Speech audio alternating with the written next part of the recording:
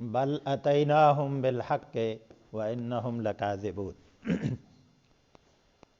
بلکہ ہم ان کے پاس لائے ہیں، اتیناہم ہم ان کے پاس لائے ہیں، حق کا معنی سچی بات، حق بات،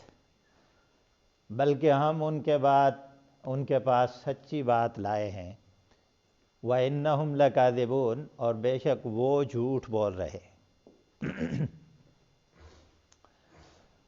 پچھلا درس آپ کو یاد ہوگا،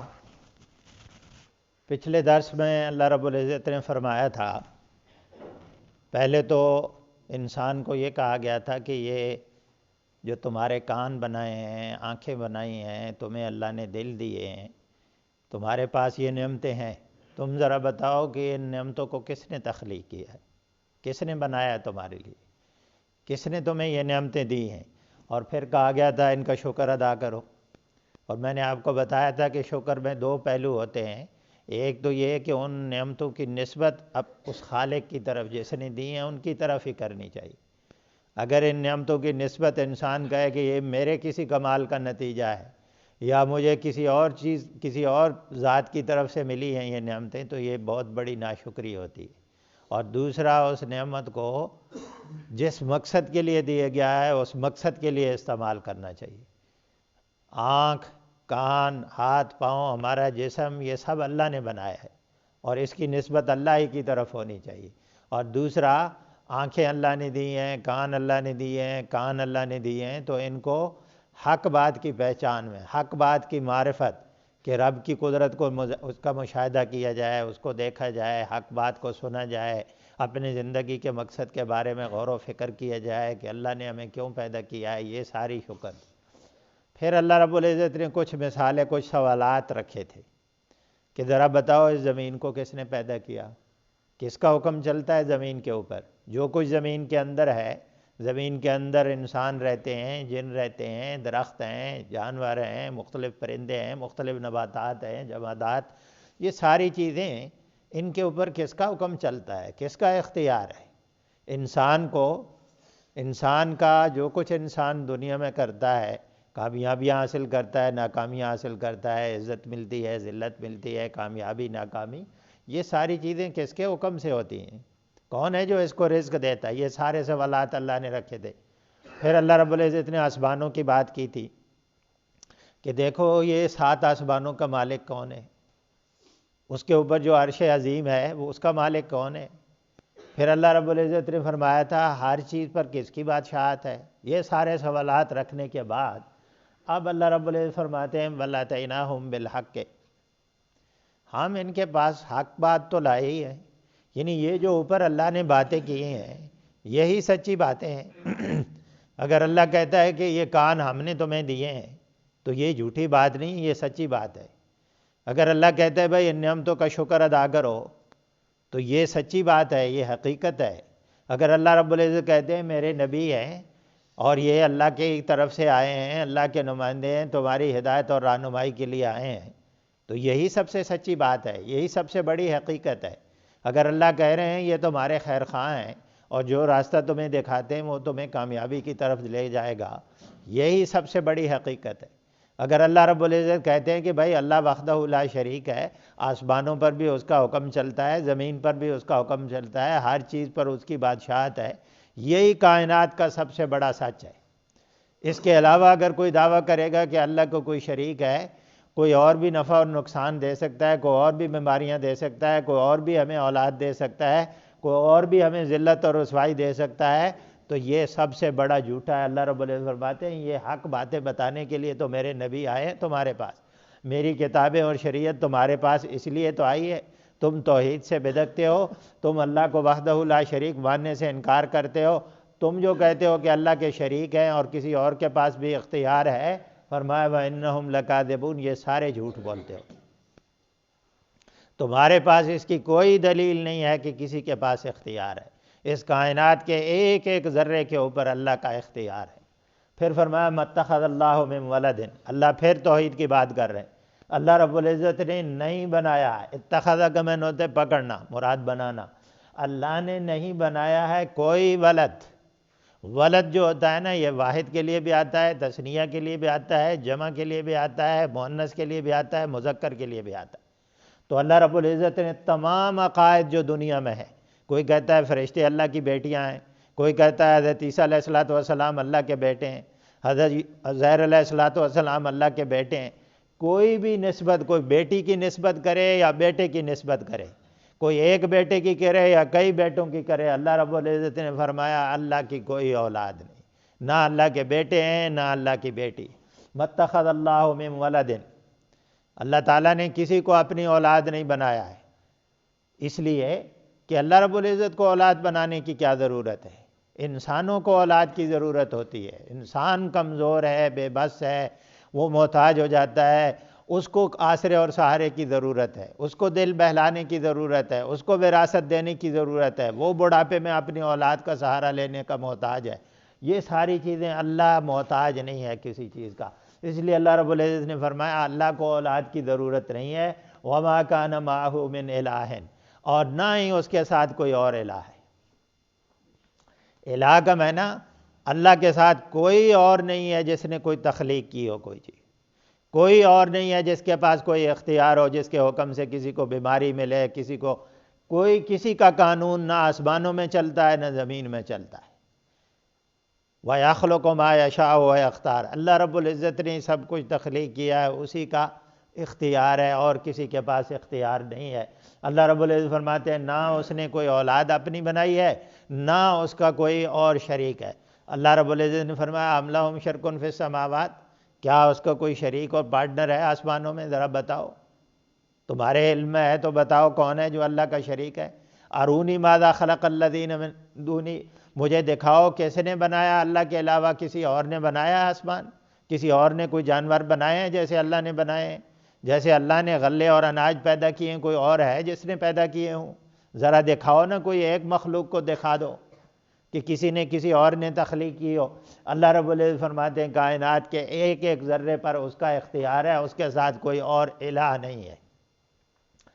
اذن لذهب كل الہ بما خلق، اگر ایسا ہوتا، اذن کا معنی تب تو ایسا ہو جاتا، ذہب کل الہ، لے جاتا ہر الہ، بما خلق، جو اس نے تخلیق کیا۔ اگر ایسا ہوتا کہ اس کائنات کے اللہ کے علاوہ اور بھی کوئی الہ ہوتے، کسی اور نے کسی چیز کو تخلیق کیا ہوتا تو کیا ہوتا؟ پھر وہ اپنی تخلیق کو، اپنی مخلوق کو لے کر علیحدہ ہو جاتا، اختلافات تو پیدا ہو جاتے ہیں۔ جہاں بھی دو شخصیات ہوں، جہاں بھی دو ایک سے زیادہ انسان ہوں، کوئی بھی مخلوق ہو، ان میں اختلاف پیدا ہو جائے گا۔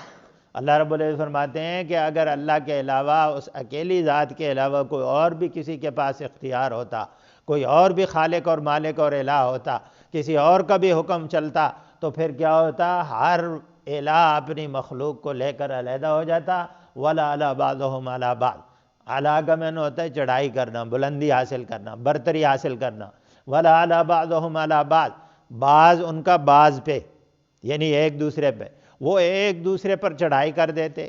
ایک دوسرے پر اپنی پاور اور طاقت اور قوت کو ثابت کرنے کے لیے ایک دوسرے کے ساتھ لڑتے بیٹھتے۔ کسی بھی ادارے میں ایک سے بڑھ کر دو سربراہ آ جائیں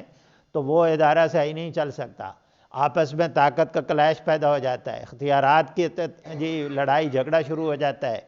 تو اللہ رب العزت نے فرمایا اگر اس کائنات کے ایک سے بڑھ کر کوئی اور الہ ہوتا تو یہ کیفیت پیدا ہو جاتی۔ کائنات کا ایک منظم نظام اس بات کی دلیل ہے کہ اللہ رب العزت وحدہ لا شریک ہے۔ آپ دیکھتے ہیں دن اور رات کا آنا، سورج اور چاند ستاروں کا آنا اور جانا، صبح و شام کا، موسموں کا آنا اور جانا، کائنات کا ایک ایک چیز، ایک ایک نظام پکار کر ہمیں یہ دعوت دے رہا ہے کہ بھائی اللہ وحدہ لا شریک ہے۔ یہاں ایک ہی الہ ہے، ایک ہی کا حکم چلتا ہے، اس کے بغیر کسی کا حکم نہیں چلتا۔ نہیں تو لو کان فیہما آلہۃ الا اللہ لفسدتا، اگر اس کائنات میں، آسمان و زمین کے اندر اللہ کے علاوہ کسی اور کے پاس بھی اختیار ہوتا تو یہ اتنا منظم نظام آپ کو نظر آتا ہے، اس میں فساد پیدا ہو جاتا۔ سبحان اللہ، اللہ ایسی کمزوریوں سے پاک ہے۔ اگر کوئی دعویٰ کرے کہ اللہ کا کوئی شریک ہے، اللہ رب العزت نے فرمایا اللہ ایسی کمزوریوں سے پاک ہے۔ اس کا مطلب یہ ہے کہ اس کو آسرے اور سہارے کی ضرورت ہے، اور آسرا اور سہارا جس کو چاہیے وہ کمزور ہوتا ہے۔ یہ دنیا کے بادشاہوں کی طرح اللہ رب العزت کی ذات نہیں ہے کہ دنیا کے بادشاہوں کا نہ علم مکمل ہوتا ہے، نہ جسمانی صلاحیتیں ان کے پاس ہوتی ہیں، اور ان کو پھر کابینہ کی ضرورت ہوتی ہے، ان کو پھر آسرے اور سہارے کی ضرورت ہوتی ہے، پھر وہ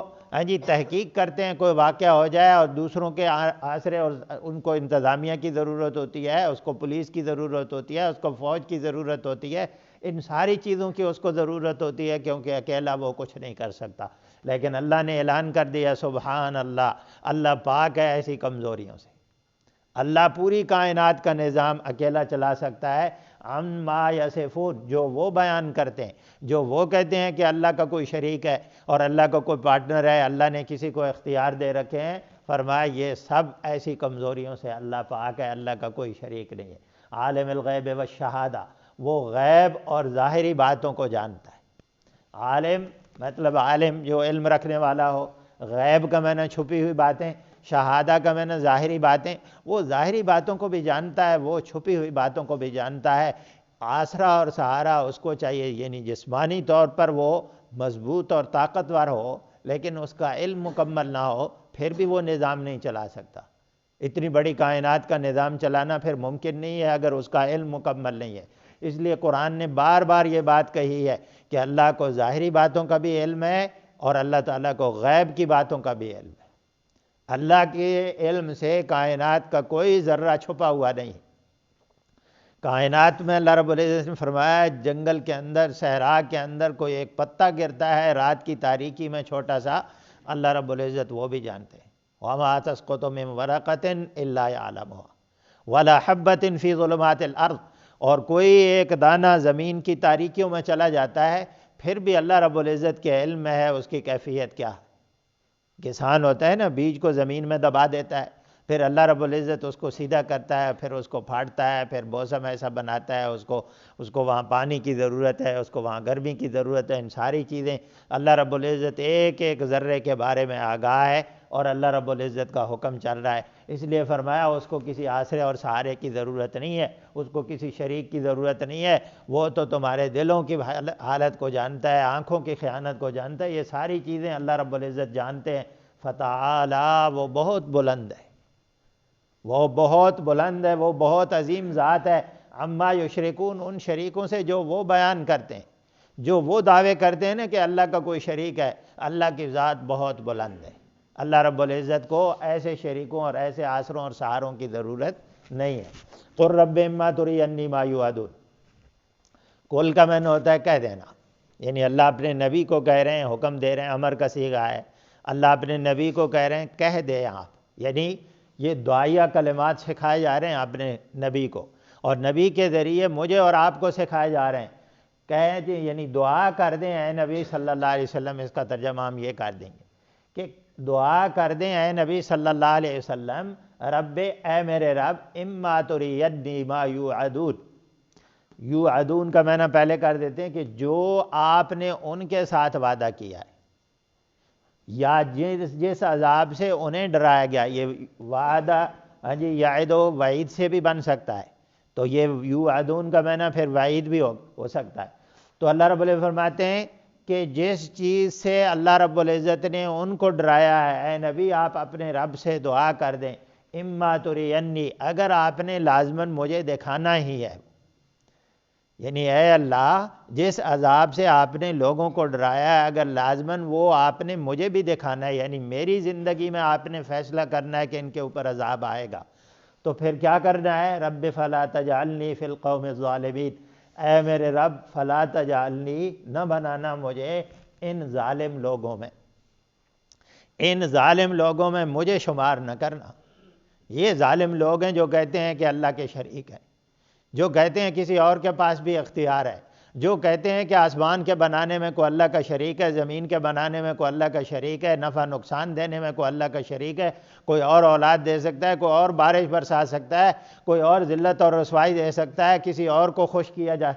کرتے ہیں، تو فرمایا یہ ظالم لوگ ہیں، اپنے رب کی حکومت میں رہتے ہیں، رب کی نعمتیں استعمال کرتے ہیں، وہ ان کا خالق اور مالک ہے، لیکن اس کے باوجود پھر بھی اتنا بڑا ظلم کرتے ہیں کہ اس کے ساتھ شریک بناتے ہیں۔ اے اللہ مجھے ایسے ظالم لوگوں میں شمار نہ کرنا، کہیں ایسا نہ ہو کہ ان کے اوپر جو تیرا غضب آئے جو شرک کرتا ہے اس کے اوپر اللہ کا غضب، قرآن نے کہا ہے فَكَأَنَّمَا خَرَّ مِنَ السَّمَاءِ، ایسی تباہی اور بربادی ہے ایسے آدمی کے لیے جو آسمان سے گرے اور زمین پہ آ جائے، فَتَخْطَفُهُ الطَّيْرُ، پرندے اٹھا کے اس کو لے جائے۔ مطلب یہ ہے کہ مکمل تباہی، آسمان سے کوئی آدمی ایک مکان سے گر جائے، چھوٹی سی اونچی جگہ اس سے گر جائے، انسان کتنا نقصان اٹھاتا ہے۔ تو اللہ رب العزت نے فرمایا ایک آدمی آسمان سے گرے، اس کی تباہی اور بربادی میں کوئی شک و شبہ نہیں۔ ایسے ہی ہے ایک آدمی اللہ کے ساتھ شریک بنائے۔ تو مکمل اللہ رب العزت کو فرمایا یہ ظالم لوگ ہیں۔ تو نبی علیہ الصلوۃ والسلام کو سکھایا جا رہا ہے کہ اے نبی آپ دعا کریں کہ اللہ اگر آپ نے عذاب کا فیصلہ کر لیا تو اللہ مجھے ان ظالم لوگوں میں شمار نہ کرنا۔ تو مجھے اور آپ کو بھی اس سے ہمیں یہ بات ثابت ہوتی، ظاہر ہے اللہ کے نبی تو ان ظالموں میں شمار نہیں تھے، اللہ کے نبی تو اللہ کے سب سے زیادہ محبوب تھے، اس کائنات کے سب سے عظیم انسان ہیں، اللہ رب العزت کے بعد سب سے عظیم ہستی جو تھی وہ اللہ کے نبی تھے۔ اللہ کے نبی نے تو ان ظالم لوگوں میں شمار نہیں ہونا تھا، لیکن یہ مجھے اور آپ کو سکھایا جا رہا ہے کہ آپ اپنے تقوی پر بھروسہ نہ کرنا، اپنے اعمال پر بھروسہ نہ کرنا۔ اللہ کے عذاب سے اور اللہ کی پکڑ سے وہی آدمی بچ سکتا ہے جس کے اوپر اللہ کا فضل ہوتا ہے۔ اللہ اپنے نبی کو سکھا رہے ہیں کہ ہر وقت اللہ سے یہ دعا مانگتے رہا کریں کہ اللہ کہیں ایسا نہ ہو مجھے شیطان سلپ کر دے، میں ظالم بن جاؤں، میں اللہ کا شریک بنانا شروع کر دوں۔ خاص طور پر جب انسان مشکلات کا شکار ہوتا ہے، جب انسان کے اوپر بیماریاں آتی ہیں، جب انسان کے اوپر تکلیفیں آتی ہیں، اللہ کی طرف سے آزمائشیں آتی ہیں، پھر اللہ کا در چھوڑ کر در در کی ٹھوکریں کھاتا ہے۔ پھر کبھی کسی قبر پر جا کے سجدہ کرتا ہے، پھر کبھی کسی کے پاس جا رہا ہے کہ مجھے وہاں سے کچھ آرام مل جائے گا۔ نہیں، صرف اللہ کے اوپر بھروسہ کرنا ہے کہ آپ کی تکلیفیں، مصیبتیں، پریشانیاں صرف وہی دور کر سکتا ہے۔ اس لیے اللہ اپنے نبی کو یہ دعا سکھا رہے ہیں کہ ایک مسلمان کو ہر وقت یہ دعا کرنی چاہیے کہ اللہ کہیں ایسا نہ ہو شیطان مجھے شرک کے راستوں کی طرف لے جائے۔ اے اللہ مجھے توحید پر استقامت نصیب فرما، اور اسی توحید پر میرا خاتمہ ہونا چاہیے، اور پھر جب ایسے لوگوں کے اوپر اللہ تیرے عذاب کا فیصلہ ہو اس وقت اپنی رحمت سے مجھے اس عذاب سے بچا لے۔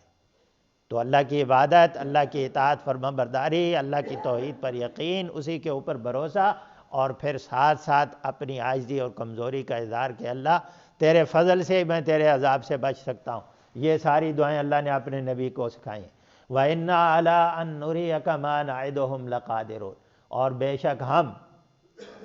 لقادرون کا ترجمہ پہلے کر دیں، اور بے شک ہم قدرت رکھتے ہیں، قادرون قدرت سے ہے، بے شک ہم اس بات پر قدرت رکھتے ہیں عَلَىٰ أَن نُرِيَكَ کہ آپ کو دکھا دیں مَا نَعِدُهُمْ جو ہم نے ان کے ساتھ وعدہ کیا ہے، جس عذاب سے ہم ان کو ڈرا رہے ہیں ہم اس بات پر قدرت رکھتے ہیں نبی کہ آپ کو وہ دکھا دیں۔ یعنی اللہ رب العزت جب چاہے عذاب کا فیصلہ کر سکتا ہے، جب چاہے وہ عذاب آ سکتا ہے۔ وہ جو نبی علیہ الصلوۃ والسلام سے بار بار ڈیمانڈ کرتے تھے نا کہ وہ جس عذاب سے آپ ہمیں ڈراتے ہیں وہ کب آئے گا، اللہ رب العزت نے فرمایا ہے نبی ہم قدرت رکھتے ہیں کہ آپ کی زندگی میں عذاب کا فیصلہ کر دیں، ہم آپ کو دکھا دیں وہ عذاب اللہ کا کیسا ہوتا ہے۔ یہ اللہ کے لیے کوئی مشکل کام نہیں ہے، ناممکن کام نہیں ہے، یہ تو اللہ کی حکمت ہے۔ اللہ ان کو مہلت دے رہے ہیں، چانس دے رہے ہیں کہ سنبھل جاؤ، اپنی اصلاح کر لو، شرک سے باز آ جاؤ، اللہ کی اطاعت فرما برداری، اس کو اپنا الہ، اپنا خالق اور مالک سمجھ لو، اس کے در پر جھک جاؤ۔ یہ تو اللہ رب العزت ان کو مہلت دے رہے ہیں، اس مہلت سے ناجائز فائدہ اٹھا رہے ہیں۔ میرے نبی کو بار بار کہتے ہیں، اللہ رب العزت نے فرمایا اللہ کے پاس قدرت اور طاقت ہے، اللہ دنیا کے بادشاہوں کی طرح نہیں ہے کہ اس کی آرمی اور اس کی فوج کمزور ہوتی ہے، اس کے پاس وسائل نہیں ہوتے، اس کے پاس اتنی طاقت اور قوت نہیں ہوتی، کوئی اس کے مقابلے میں سپر پاور ہوتا ہے، وہ کہتے ہیں ہم ان کا مقابلہ نہیں کر سکتے۔ اللہ رب العزت ایسے نہیں ہے۔ اللہ رب العزت فرمایا ہم اس بات پر قدرت رکھتے ہیں کہ جس عذاب کا ہم نے ان کے ساتھ وعدہ کیا ہے، جس عذاب سے ہم نے ان کو ڈرایا ہے، ہم ان کو دکھا دیں، آپ کو بھی دکھا دیں۔ ادفع باللتی ہی احسن السیئہ، ادفع دفع کرنا، دور کرنا مراد، السیئہ پہلے کر دیں، ادفع السیئۃ وہ برائیاں جو یہ آپ کے ساتھ کر رہے ہیں، وہ بد اخلاقیاں جو یہ آپ کے ساتھ کر رہے ہیں، اے نبی ان برائیوں کو آپ دور کریں، باللتی ہی احسن، ایسے طریقے سے جو سب سے احسن ہو۔ احسن اسم تفضیل ہوتا ہے، سپرلیٹو ڈگری جو اسکولوں میں پڑھتے ہیں۔ اللہ رب العزت فرماتے ہیں جو سب سے اچھا طریقہ ہے اس طریقے سے ان کی برائیوں کو دور کریں۔ یہ ہے وہ اخلاق جو اللہ نے اپنے نبی کو سکھایا، اور یہ ہے وہ اخلاق جس کی تعلیم اللہ تعالی ہمیں دے رہے ہیں کہ کوئی آپ کے ساتھ برائی کرے، کوئی آپ کے ساتھ بد اخلاقی کرے، آپ نے اس کے ساتھ رویہ کیسے اختیار کرنا ہے۔ یہ نہیں کہ اس سے ایک ہاتھ آگے بڑھ جانا ہے، ایک قدم آگے بڑھ جانا ہے، اس سے بڑھ کر اس کے ساتھ بد اخلاقی اور برائی کا معاملہ کرنا ہے۔ نہیں، اللہ اپنے نبی کو سکھا رہے ہیں کہ اے نبی، یہ آپ کے ساتھ بد اخلاقیاں کرتے ہیں، یہ آپ کے اوپر اونٹ کا اوج ڈال دیتے ہیں، یہ آپ کے راستے پر کانٹے بچھاتے ہیں، یہ آپ کے گلے مبارک کے اندر چادر ڈال کر آپ کو کھینچتے ہیں، یہ آپ کو پتھر مارتے ہیں، یہ لوگ آپ کے خلاف جنگیں برپا کرتے ہیں، آپ کو ہجرت پر مجبور کیا، یہ سارے کام کرتے رہے۔ نبی علیہ السلام کی عزت پر حملہ کیا، آپ کے خاندان پر حملہ کیا، یہ سارے کام کیے، لیکن اللہ اپنے نبی کو کہہ رہے ہیں کہ اے نبی، آپ نے ان کے ساتھ احسان کا معاملہ کرنا ہے۔ یہ ہے وہ تعلیمات جو اللہ رب العزت نے اپنے نبی کو سکھائی ہیں۔ اس لیے نبی علیہ السلام نے فرمایا ادبنی ربی، میرے رب نے مجھے ادب سکھایا ہے، فاحسن تادیبی، اور بہت ہی اچھی تادیب اور بہت ہی اچھا ادب سکھایا ہے، بہت ہی اچھے اخلاق کی تعلیم دی۔ ہمارا رویہ کیا ہے؟ جتنا کوئی آدمی مذہبی ہوگا نا، زیادہ دیندار ہوگا، وہی سب سے زیادہ بد اخلاق ہوگا۔ عام طور پر گھروں کے اندر دیکھ لیں، جو بچے دینی مدارس کے اندر پڑھتے ہیں، دین کے ساتھ وابستہ ہوتے ہیں، جو بڑے بھی ہو جاتے ہیں، عام طور پر گھر والے ان سے تنگ ہوتے ہیں۔ یہ رویہ ہمارا نہیں ہونا چاہیے۔ اسلام نے یہ تعلیم دی ہے کہ جو دیندار آدمی ہوتا ہے اس کو سب سے اچھے اخلاق کا مظاہرہ کرنا چاہیے، اس کو اس کے ساتھ کوئی برائی کرے وہ ان کے ساتھ احسان کا معاملہ کرے۔ یہ نبی علیہ السلام کا فرمان، یہ اللہ نے اپنے نبی کو سکھائی، تعلیم دی۔ نحن اعلم بما یصفون، یہاں سے اللہ رب العزت یہ کہہ رہے ہیں کہ ہم خوب جانتے ہیں، عالم و اسم تفضیل ہے، علم سے ملتا جلتا، ہم خوب جانتے ہیں بما یصفون، جو وہ باتیں کرتے ہیں۔ اے نبی، آپ کے خلاف سازشیں کرتے ہیں، آپ کے اوپر الزام لگاتے ہیں، آپ کے خلاف پروپیگنڈا کرتے ہیں، آپ کو برا بھلا کہتے ہیں، جو یہ باتیں کرتے ہیں ہمارا ہم جانتے ہیں یہ آپ کے بارے میں کیا کریں۔ یہ نبی علیہ السلام کو تسلی بھی دی جا رہی ہے کہ اگر آپ اپنے رب کی رضا کی خاطر کسی کے ساتھ بد اخلاقی نہیں کریں گے، کسی کے ساتھ احسان کا معاملہ کریں گے، تو جس رب کے لیے آپ یہ قربانی دے رہے ہیں نا، اپنی انا کو آپ دبا رہے ہیں، وہ رب جانتا ہے کہ آپ کتنے مشکل کیفیت سے گزر رہے،